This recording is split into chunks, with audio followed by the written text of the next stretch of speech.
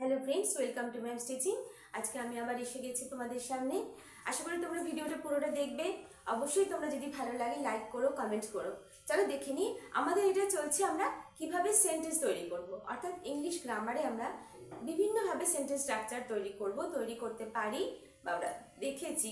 চলো আজকে দেখে নিই। এটা আমরা জেনেছি কি সবার আগে সাবজেক্ট, তারপরে ভার্বকে আমরা চুজ করি according to subject and according to tense. আজকে আমরা দেখে নিই আমরা মডাল ভার্ব ইউজ করে আমরা একটা মডাল ভার্ব অর্থাৎ ক্যান। আমরা জানি মডাল ভার্ব কি কি আছে, shall, will, can, could, should, would, may, might, dare, ঠিক আছে, অট টু। তাহলে আমরা দেখে নিই আজকে শুধুমাত্র ক্যানকে ব্যবহার করে। ক্যান অর্থে এখানে আমি যে সেন্টেন্সগুলো দেখাবো, অর্থাৎ আমি পারি, তুমি পারো, আমরা পারি, তখন আমরা ক্যানের ব্যবহার করব। আর অবশ্যই মডাল ভার্বের পরে কিন্তু মেইন ভার্ব আসে, ঠিক আছে। মডাল ভার্ব শুধুমাত্র একা ইউজ হতে পারে না, তারপরে কিন্তু মেইন ভার্ব আসে। চলো আমরা দেখে নিই আজকে আমরা কিভাবে সেন্টেন্স এটার সাথে আমরা কিভাবে নেগেটিভও করব। আজকে এখানে I can draw, I can draw, I can everything, I can cook, I can read, I can speak in English। তো চলো আমরা দেখে নিই এই ক্যান ইউজ করে আমরা কত ওয়ার্ড লিখতে পারি। তোমরা একসাথে 50টা ওয়ার্ড লিখতে পারবে, 50টা সেন্টেন্স তোমরা লিখতে পারবে, সরি, এই ক্যানকে ইউজ করে। চলো আমরা দেখে নিই আজকে। আমি কয়েকটা তোমাদের দেখাই as an example. I can draw অর্থাৎ আমি আঁকতে পারি। তারপর কি আছে, আই ক্যান সুইম, আমি সাঁতার কাটতে পারি। তারপরে কি আছে, ইউ ক্যান কুক, তুমি রান্না করতে পারো, তুমি খাবার বানাতে পারো, তো তুমি খাবার বানাতে পারো। তারপরে কি আছে, সি ক্যান ডান্স, সে নাচতে পারে। দে ক্যান এভরিথিং, তারা সব কিছু করতে পারে। আই ক্যান রাইট, আমি লিখতে পারি। আই ক্যান সিং, আমি গান গাইতে পারি। কিন্তু আমি যদি বলি আমি না শুধুমাত্র গানই গাইতে পারি, তাহলে আমি কি লিখবো, সে না শুধুমাত্র আঁকতেই পারে। তাহলে সেটা আমরা কিভাবে লিখবো, দেখো, আই ক্যান ড্র, আমি আঁকতে পারি। I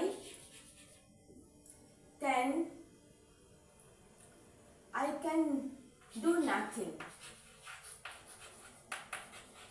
I can do nothing, আমি কিছু করতে পারি না, বাট আমি এখানে কি পারি, ড্র, শুধুমাত্র আঁকতে পারি,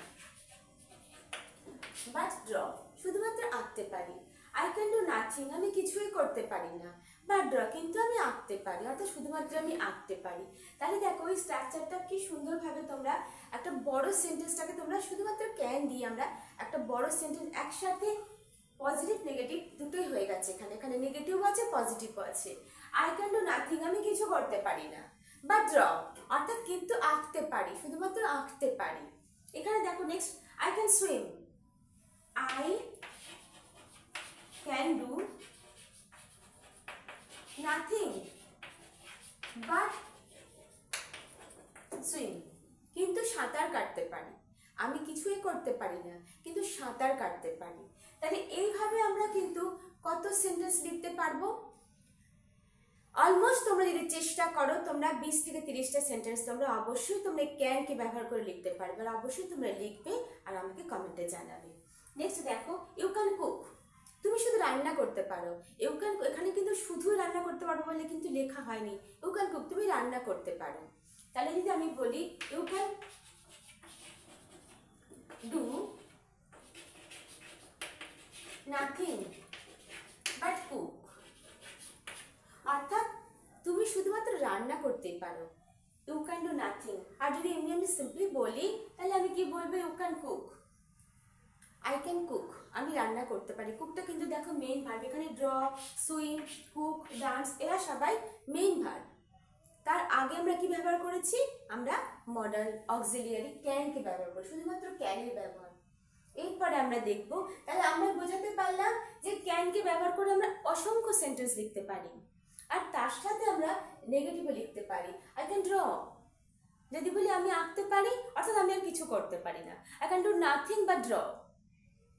ইউ ক্যান ডু সিং, তুমি গান গাইতে পারো।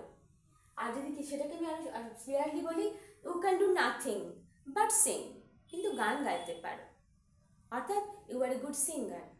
তাহলে অর্থাৎ তুমি এই ক্যানটাকে আমরা ব্যবহার করছি। দেখো এই ক্যান দিয়ে আমরা লিখলাম আমি কিছু করতে পারি না, নেগেটিভ লিখলাম। তারপরে কিন্তু যে বাট ড্র, অর্থাৎ ওই একই সেন্টেন্সের সাথে আমরা বাট ইউজ করে কনজাংশন ইউজ করে কি করলাম, পজিটিভও লিখলাম। তাহলে ক্যানকে কিভাবে ইউজ করলাম আমরা বুঝাতে পারলাম।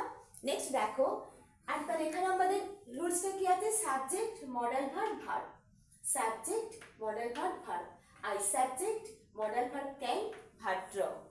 ঠিক আছে, নেক্সট দেখো, নেক্সট আমরা দেখবো subject verb to, TW2, adjective plus to verb অর্থাৎ ইনফিনিটিভ।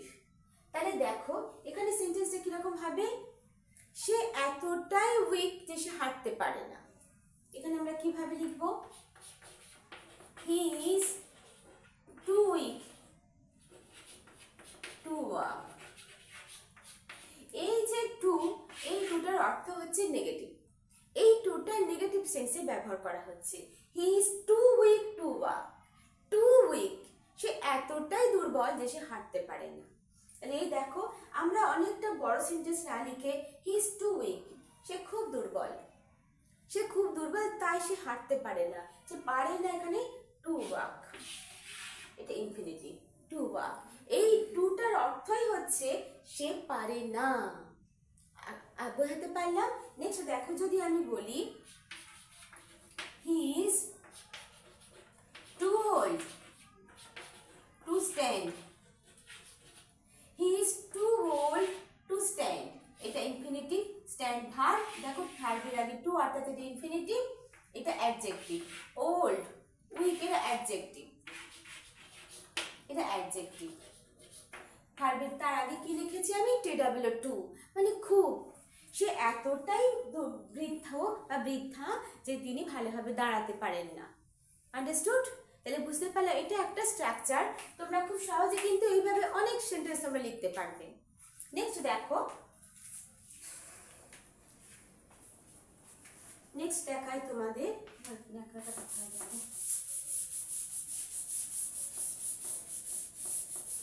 নেক্সট দেখাই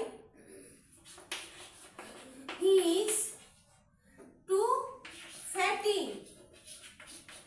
টু জাম্প, বা he is too healthy to jump, সে এতটাই মোটা যে সে জাম্প করতে পারে না, সে এতটাই মোটা সে পারে না। অর্থাৎ যখন আমরা কাউকে নেগেটিভ অর্থে সে এটা পারে না, সে যখন এটা করতে পারে, কখন পারে না, যখন সে খুব দুর্বল, যখন সে খুব উইক, যখন সে অনেক বৃদ্ধ, এত উনি বৃদ্ধা বা এত উনি বৃদ্ধ যে উনি দাঁড়াতে পারছেন না, উনি এতটাই মোটা যে উনি জাম্প করতে পারছেন না। তখন আমরা দেখো এই সহজ একটা খুব ইজি একটা রুলস যেটা আমরা ব্যবহার করে এই ধরনের সেন্টেন্সকে লিখতে পারি। এবং তোমরা সেন্টেন্সে এই ধরনের সেন্টেন্স লিখে যে কোনো প্যারাগ্রাফে তোমরা প্র্যাকটিস করো, আর খুব সহজেই যে যে রুলসগুলো আমি তোমাদেরকে দেখিয়েছি আজ পর্যন্ত, আশা করি তোমরা এখন পর্যন্ত তোমরা খুব ভালোভাবে লিখতে পারবে। ছোট থেকে কীভাবে বড় বড় সেন্টেন্স লিখতে হয় অবশ্যই তোমরা প্র্যাকটিস করবে। যে কোনো জিনিস প্র্যাকটিসের কিন্তু একটা খুব মূল্য আছে। যত তুমি প্র্যাকটিস করবে, একটা জিনিসকে যত পলিশ করবে সেটা তত বেশি উজ্জ্বল হবে।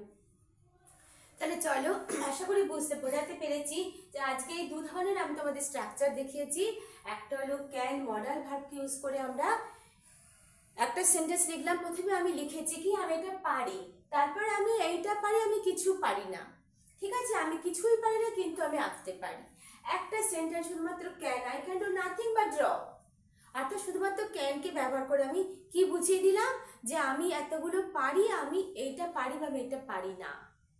আশা করি তোমাদের বোঝাতে পেরেছি। তোমরা খুব সহজেই তোমরা এই ধরনের সেন্টেন্স লিখতে পারবে আর বলতেও তোমরা পারবে। ঠিক আছে, নেক্সট দেখো, he is too weak to walk, he is too weak to walk, he is too fatty to jump. আচ্ছা, he is too old to stand, সে এতটাই বৃদ্ধ দাঁড়াতে পারে না। তাহলে এই দু ধরনের এখানে সেকেন্ডে তোমরা কি লিখবে, subject be verb to adjective তারপরে ইনফিনিটিভ। ইনফিনিটিভ কি, যখন ভার্বের আমরা টু ব্যবহার করছি, to walk, to sleep, to run, to read, to write, to fly, তার মানে এটা ইনফিনিটিভ। আশা করি তোমাদের বোঝাতে পেরেছি। আজকে ভিডিওটা তোমরা আশা করি বুঝতে পেরেছো আমি তোমাদের কি বোঝাতে চাইলাম। অবশ্যই তোমরা পুরো ভিডিওটা দেখবে আর ভালো লাগলে একটা লাইক করবে। Tata bye.